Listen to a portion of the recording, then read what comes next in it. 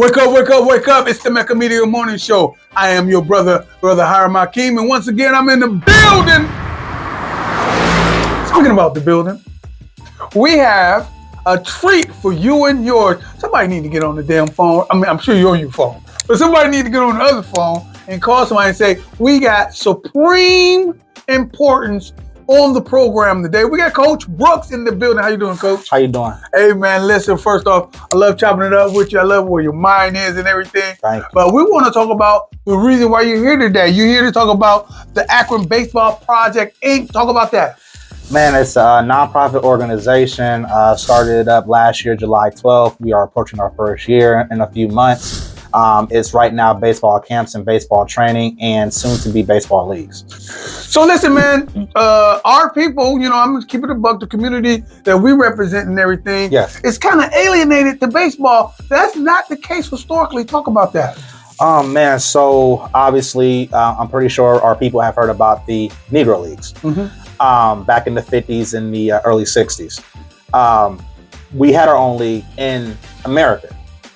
It was dismantled, obviously, because of numerous things.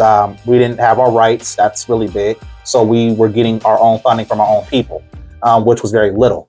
Obviously, with the advertisement, it was pretty hard to do that. We couldn't go to every neighborhood. It was just our neighborhood. Come on now. That we had to advertise. Number three,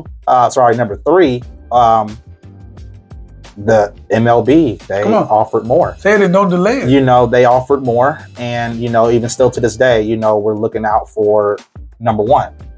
And we're still doing that 60 years later. Right. And that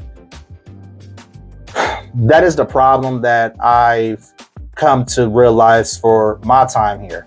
I started playing baseball in 1995 in West Akron. And I seen where we only had our community, but we didn't have minds that were experienced in the game of baseball in our community. Because everyone I know has played Little League Baseball before. Mm-hmm. But my mind's always think, why did they stop and stuck with football, basketball? I've been educating myself these past couple of years. Number one, baseball is a more expensive sport. Okay. You need more equipment. Equipment, like your own gloves and stuff like that. You need a bat, you need a glove, you need cleats, you need baseballs. You need way more equipment, a basketball and some tennis shoes, that's two, and some cleats and a football for football. You don't even need the football, they supply the football. You don't really need, you just pay a certain amount of fee to give you equipment. Right. So, okay, that makes sense. And that was a factor that plays. Number two, parents, they did not want to send their kids to a team where they're the only African American on the team. Okay, good point. So then you got the segregation, you got racism. Football and basketball is predominantly African American sport. Especially in our community, yeah. And what made me get deep into baseball more on an educational level behind it, when I started to get older after West Akron, my mother, she put me in travel ball leagues where I'm playing in Stowe, Fairlawn, Hudson. Did you say travel ball leagues? Travel ball leagues. Traveling and outside of the city. Akron did not have that. And they didn't have it where they were former college players or high school superstars or even a really good baseball player at the bare minimum. They didn't have that. So my mom seen where, I was really good at this sport and she wanted to give me the best opportunity. But she also said if there was an African-American male or female that was a former divisional baseball player or softball player, then I would have gotten the personal training first instead of being thrown to a team. Those are like the number one mistakes. The organizations are not going to tell the parents, hey, they should take personal training first before getting on a team. Back in the day, as you know, what you pay a fee, and certain kids never even played because they weren't good enough. Don't matter if you paid a fee. Nowadays, you have to pay a fee and the kid will still play limited time, maybe, scrap minutes, but they're still not getting that experience. If a child has never played a sport, they need one-on-one from someone that is at a certain level or was at a certain level. because you get on a team, kids been playing this sport for years. If you're not good, they're going to call you sorry. They're going to say, why are you playing? And then that makes that child feel less than. And then they don't want to play that sport. Number 3, kids don't want to play baseball around Akron because they don't know anybody that plays.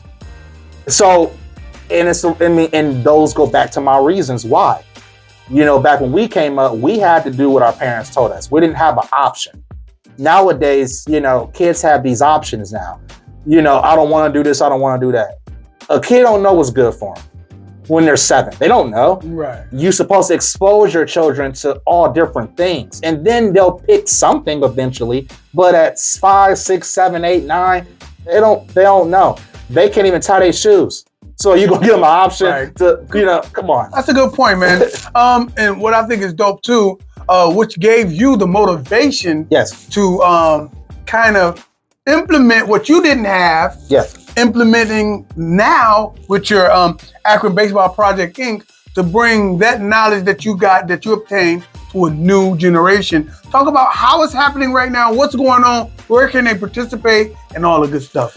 Okay, so within the past 9 months, we've been doing baseball camps and personal training. We just had a recent one, February 24th this year. That was my winter clinic. Great turnout. I have my coaches all from a D1 college level and up, African American. I have a couple high school coaches. They came out and helped out from Garfield and etc. So we had a great turnout from great minds, and that's what these kids need. And that's what I supply. And as well as coming for the near future, I have my baseball clinic coming up May 18th. Okay. That's coming up in a few weeks. And also I have my Akron Baseball Project music video. I don't know if you're familiar with the old music video called Hardball. Hardball, yeah. It came back in 2001 with Jermaine Dupri, Bow Wow, and Lil Wayne. That was geared towards the movie that came out back then over 20 years ago. I'm recreating it. In my vision. It's going to be called Home Run. Okay. That was my nickname as a kid growing up. I used to always hit home runs for a long time. And it's going to be taking place. The video will be filmed in Channelwood. That's where I'm born and raised from. My first 13 years, my humble beginnings. 691 Collis Oval, Apartment C. That's where I picked up a baseball and fell in love with the game. Come on, bro. And I want to take it back to my community. And the new kids in Channelwood, I want them to be a part of it as a, background and, give them some positiveness. I'm having a couple local rappers from Channelwood that I grew up with, TP and RP, and then I also have Latoya, one of the best, dopest R&B singers in the city. Latoya? I think you do. We were talking about Purrs in the building. I think you do. Dope, yes. And I want to bring that excitement of baseball, how it was when I got started. And we are 100%, we are the first 100% African-American owned baseball organization in the city. The first, like we're not 60%, we're not franchised out. This is the corporation. We're the head. Behind my logo is me. I like that. Hey, listen, man, I want you guys to know one thing, man. When we see independently owned, independently motivated brothers from our community doing something, we as a collective need to get behind people like this, especially that's taking time out with our kids and our youth and everything. So, brother, if somebody needs to get in touch with you to help you facilitate financially or whatever the hell they need to do to help you continue your incredible work, how can they follow you? How can they get with you? How can they dump some change to make some change? Okay. Home Run, HOMERUN, Brooks, BROOKS 32 at gmail.com. Okay. And somebody want to follow you on the Instagram or the Facebooklet, how can they? Those things will be coming out shortly with the website and things of that nature. That's still coming together. Okay. But right now, it will be email, and then also anyone that has the business cards as well. The business phone number also is on the back of the email as well too. If somebody want to get involved in bringing their kids to the clinic on the 18th, how can they do that? They will get in contact with me through email, homerunbrooks32 at gmail.com. Trying to make me work, put it across the screen, know what you're doing? Yes. Listen, man, in closing, what do you want the community to know about what you're doing before we get out of here, bro? I want my Akron community to know that baseball is back.